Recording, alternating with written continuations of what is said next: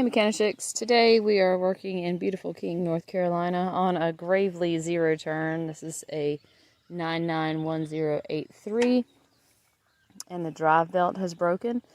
And so on a zero turn, drive belt usually just means same as a transaxle belt. So it's the belt that goes over both of the transaxle pulleys and then also onto the clutch of the engine. So let me take a look underneath and see if I can show you what's going on. Yes, so this belt hanging down is the deck belt. It's hanging off of the clutch.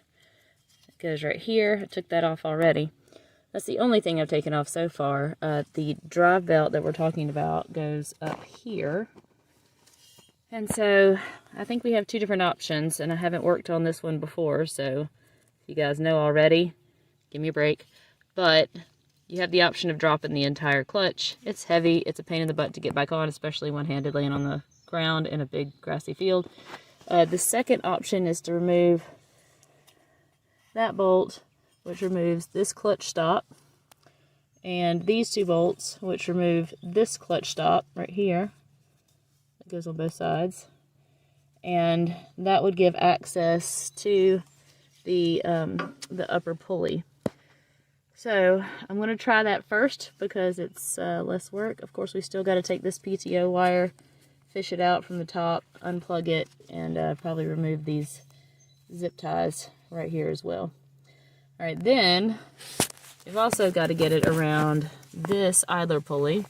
And if you can see that spring moving around up front, the spring has already been disconnected, but it goes on that stud right there, as far as I can tell. And then it has to circle around that pulley for the transmission and that pulley for the transmission.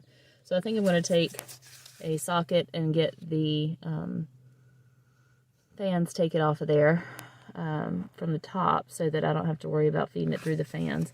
And we also have this bar right here that we have to contend with, making sure that it's above this bar. So here's my plan for right now. I'm going to remove the clutch stops and remove the PTO wire, and then put the belt on this side underneath here. Go put it on both transaxles, and then wrap it around this pulley. The concern is the clearance that I've got right here. It's less than a finger width, and I've got to get that belt pushed through here onto one side. So the nice thing is that I do have enough clearance that I can push it this direction with it unattached for it to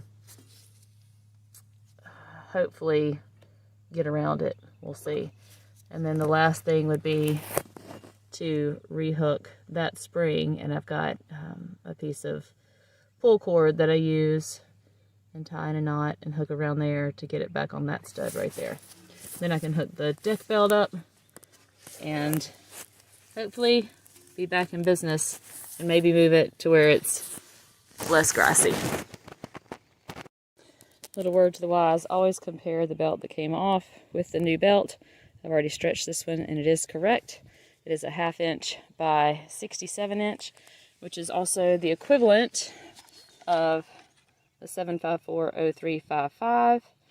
It has also got a long Gravely and Arians number as well. So that's going to be the right belt for us.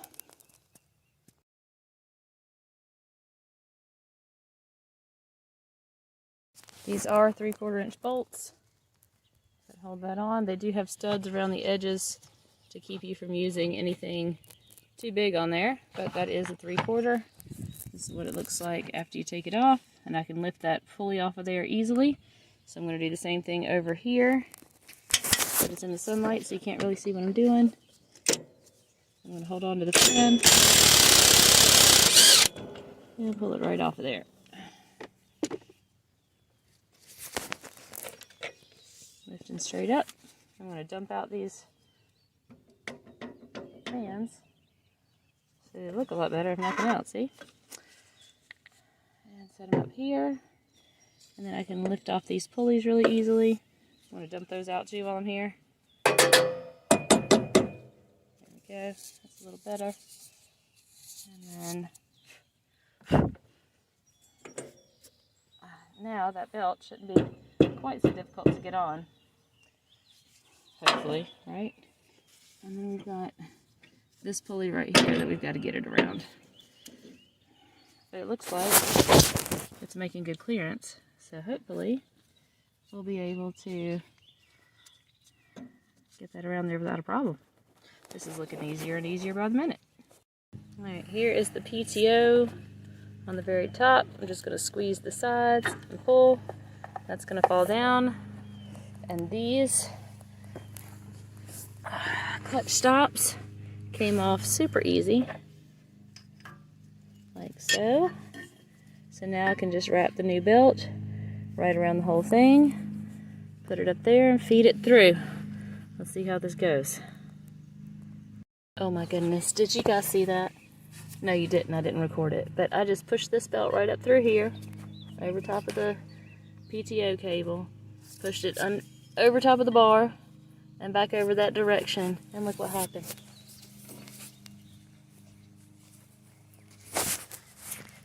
It fell right into place. And, best news yet, over this idler pulley, all I'm doing is turning it, and it's coming across where it belongs. I'm so stinking excited, I can't even stand it. Can you tell? Let's see if you can see me right here. Ooh, sorry.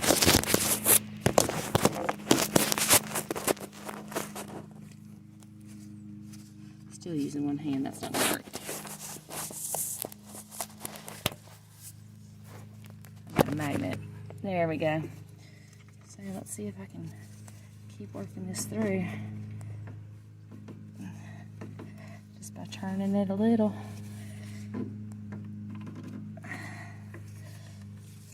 Yep, it's underneath on this side. Not far to go.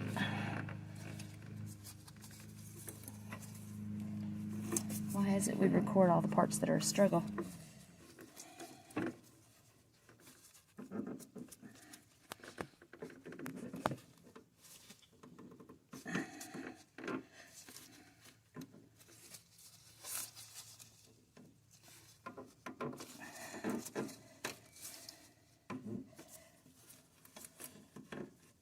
Oh, it's the last little lip. That's all we got.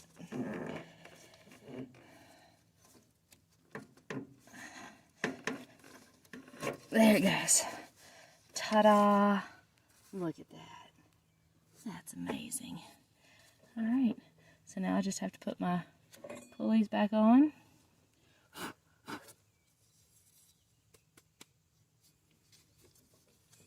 Like so. Make sure they're wrapped around nicely. Set them back down. Oh, I can't see that, it's in the way.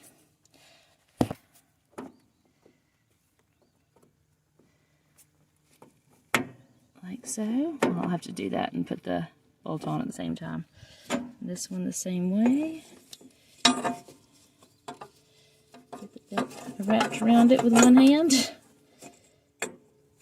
There we go. And it'll get pushed down right here. And the cup will get put on it. And here it is, sitting there nice and pretty. And then once everything is down and secure, we'll go ahead and put the spring back on the stud. Oh my goodness, almost done. Spoken too soon. One little hiccup is that this side of the belt also has to go under here. So what I did to make my life easier is that I actually loosened this bolt here and loosened it from the bottom. It's a 3/4 on top. You see I wedged my wrench in here and then loosened the 3/4 on the bottom, and that dropped this entire arm down to where I can freely move things around. So I'm gonna pick up this side and put it underneath as well so that both sides of the belt are where they belong. No, but you can't see that. Let's try this. Can you see that? Alright. So getting the belt under this arm on both sides. There we go. Pulling it out over here. And then taking the belt and Pushing it over top of the pulley, like so. And then on this side as well. There. Now I'm really done. Alright, so then those two will go over like this. And we should be good. I'll retighten up that 3/4.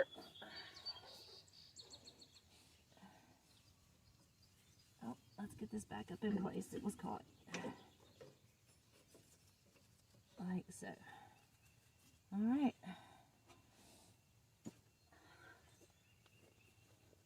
I'm going to go ahead and tighten that big 3/4 on the bottom. That goes here. You can't see it. Here. Going to tighten that one that holds this entire arm. And then put the transmission pulley fans back on.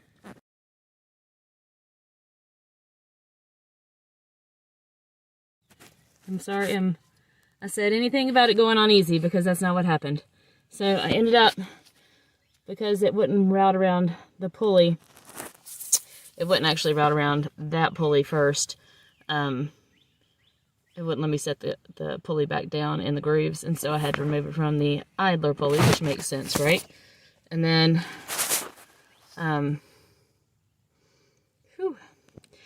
so I had it routed a little bit wrong. I just unhooked it from the clutch pulley and routed it around that pulley and then back around this one. I had it routed the other direction, but that took a few seconds. Trying to get this off, I wanted to go ahead and loosen this so I could maybe tilt the pulley a little bit.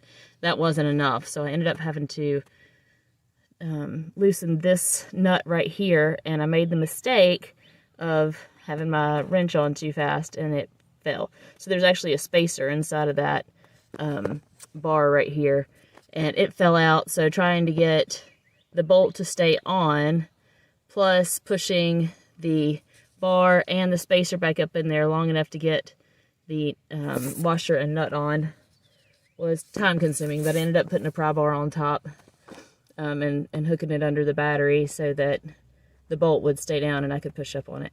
So I finally got it up on there and tightened that up again, and then had to go put the spring back on. And so to put the spring back on, I used a piece of pull cord, nylon rope, and made a loop in it, hooked it to one end of the pulley, and then the other end I had on a pry bar, and flipped that plate up right there from the front. That plate, flipped it up from the front, pulled on it from the very front, and hooked it over the edge. Let me show you. The tools I used were 3/4 inch wrench for the top bolt, 3/4 inch down here for, or up there for the pulleys, 9/16 down here to hold the idler pulley while I turned it from the bottom with a 9/16 socket, 9/16 socket on all of the clutch and belt guards. So back up front, this plate just lifts. This is the pulley, the spring in question, and I just hooked it around here, stood back here, had one arm under the front here and one arm here, put the pry bar here, and pulled and guided until the spring went down onto the belt. Oh, sorry, the guide. And I'm looking at this. This thing is rolling off that top. There we go. Oh, good thing I noticed that. This thing looks like it's turned inside out. And this one is cogged. Alright. So, I think that's done. I'm going to give it a crank and see how it goes.